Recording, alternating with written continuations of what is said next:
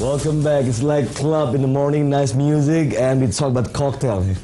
What's better than that? Hello. Julian, thank you so much for being here. So guys, it's Friday, definitely TGIF, and time to kick back and relax. And for some people, that might mean hanging out with friends after work with a chilled drink at the trendy rooftop somewhere in Jakarta. We're always looking for something new and interesting to drink. And today, this morning, to give us insider news on what's trending in bars nowadays, and we have Julian Decraene here to talk more about this, the man behind signature drinks at Jakarta's Potato Head restaurant. So Julian, thank you for being here again. So I see all these, like small cubes here, but now let's talk. Let's start with what is the current trending drinks in Jakarta right now? Current trending drinks in Jakarta right now is about discovering what you have in your country. So they are trying to explore more of those flavor, local flavor, but right now they're just practicing more on classics. So to avoid to do what people are doing in Potato Head, we decided to actually switch and include what you have, all like what spices you have in your country. So you go to market, you go to Central Java, Central Surabaya, you explore what they have available on the market, and then you just try to incorporate that into your drinks. When did you actually start to consider this? When I joined Potato Head, actually, because really, I've been working there about for many years now, and I joined Potato Head, and we have this philosophy on we want to expand Indonesia. We want to show Indonesia around the world to people, and what's the best way to showcase Indonesia is actually to show what kind of ingredient you have. And when you look at the spices, the fruit, the veggie you have over here, you shouldn't import anything, because everything is available in your hands. But you need to know how to treat them and how to work with them. Yeah, well, this kind of talk actually I find it in food or meals. If I watch, like food and travel channel, for example, they talk about ingredients. But in terms of cocktail, this is the first time I hear it, to be honest. And using the local ingredient is also new for me. So how did you choose all these ingredients? Did you actually explore Indonesian locations, for example? So that's a big mix. So with the team we have in Bali plus the team we have in Jakarta, we've been around. So we're trying to explore different island, different place in Java. I go quite often to the market. I try everything, so it looks a bit weird, a guy like me trying things raw, and people think I'm a bit crazy over there, but it's fine. He helped me to actually discover those kind of flavor. And also, we also work with medicines. So Brotowali, for example, it's an herbs, a roots, which is used for medicine back in the days in Indonesia. And you got this really heavy, bitter flavor from it.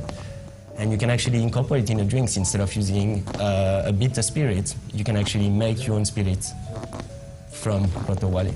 And before we move on and explore more about Indonesian local ingredients, is it really happening right now in other countries as well? They're trying to get innovation, more innovation in cocktails. Yeah, indeed. So you got this huge event every year called Taste of Cocktail, which happened in New Orleans. And this year, the #1 topic for the trend in 2016 to 2017 was actually go back to your roots. So flavor from your country. So I'm in Indonesia. I know I'm a foreigner, but working with those products is actually amazing because you got so many things to do with it. And how far the risk did you take to actually to combine all these things? I wouldn't call that a risk. I would call that experiments. Experiments. Okay, sorry. Sometimes you work, sometimes you fail. But when you fail, you just try to figure out why did you fail and what do you have to incorporate in the drinks to actually make it slightly better. So not everything works together. So if you take citrus with two different kind of herbs, we're gonna say coconut bark and then alang-alang.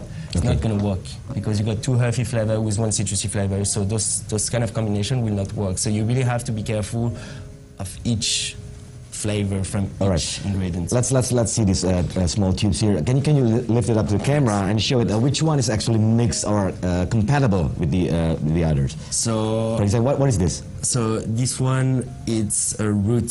So I don't remember the name of this one, but it's a tiny root we have in Indonesia, which is not bitter at all, but it got this kind of healthy flavor from it. After that, I got over here, sorry, where is it? I got alang-alang over here. Alang-alang. Yes. Okay.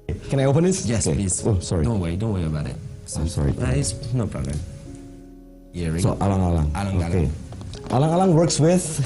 Alang-alang works really well with citrus, really well with sweet flavor also, because it kind of got this ginseng-ish flavor. Yes. So it's gonna match really well. So all those one combined together, you could actually make your homemade campari. All right. So, and you have pepper here? No, that's no. coriander seeds. Sorry. Coriander seeds for the citrus. Okay. Then I got rosella over here. Rosella, okay. Then over here I got some coconut bark. Okay. Yeah. And then you got some vanilla, you got some kayu manis also. Okay. So if you combine all those ingredients together, you can actually make amazing product. You just have to know which one goes with which. All right. All those one together will work and make a wonderful product. But if you take them individually, you can take vanilla, and rosella, and coriander. Okay. It's going to give you a citrus, sweet, and sour flavor. All right. So, Julian, how long did it take you to create all these drinks? Based on those ingredients, Based on those, it took us quite a while because we're really trying to create a new trend in term of the cocktail industry in Indonesia, especially in Jakarta for me. And I really try to stay ahead of what people are doing. So sometimes you can take like a day to create a cocktail, but sometimes it can take you 6 months. So 6 months to create like one drink? It can. It depends what kind of flavor you want, because if you start to do some infusion can be really quick, but sometimes it can take 6 months to 2 years. Okay. So you really have to think ahead of what you're going to do in your next menu, so you can actually prep a year before whatever product you want to make. And did you test it with Indonesian people as well? Yes. Like the customers, for example? Yes, indeed. Can you tell us more about the feedback? So when I moved here at the beginning, that was really funny because they were always like, we like sweet. Yes. And I'm a sour person. I love my citrus, and I try to incorporate more citrus into those products. And slowly I could see the palette of people like changing from like proper sweet drink to something more balanced. So you're educating them. Yes, I'm trying. I'm trying to with my team, because my team is the one who's always been about. I'm helping my team to introduce those products to people. But that is really true when you said that Indonesian people mostly they like sweet. They like it. Yeah, but now with the sour more in that ingredients, they tend to change or shift. Yeah, their palate tend to change, and your country is moving really fast right now. And I think people are discovering all those also new restaurants opening and like new flavor coming through the country. So their palate is changing slowly. So if I can help with Potato Head and my team to do that in terms of cocktail, we will be really happy. So with those ingredients, what kind of challenges did you face when you're creating all this? It's hard for me because I'm not from here, so I don't know the flavor of each of them at all. Okay. So it's a bit hard sometimes to understand the flavor, and also to find the product, because I don't know the exact name in Bahasa all the time. So sometimes when I'm in the market, I'm showing pictures. I'm like, I need that, I need that. And I'm like, okay, sorry. So it's just it takes a while to get them as well. It takes a while, yeah. But with what you have, you can create anything. I personally think with those things, it just depends on how you treat them.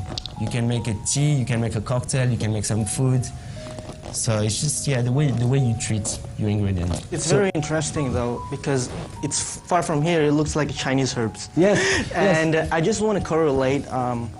Is there any correlation the principle that you use on mixing, just like the let's say Chinese traditional herbs mixing?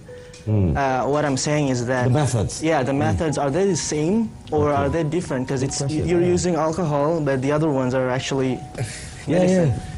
Yeah. So when you come to Potato Head now, you can see we actually display a lot of herbs from all around Indonesia. And yes, sometimes I go to Apotheke to find herbs, Because All right. you know, broto wali it's a medicine. You got butterfly pea also, which is a flower. You use it for eye drop in Indonesia, for example, and I use it for coloring.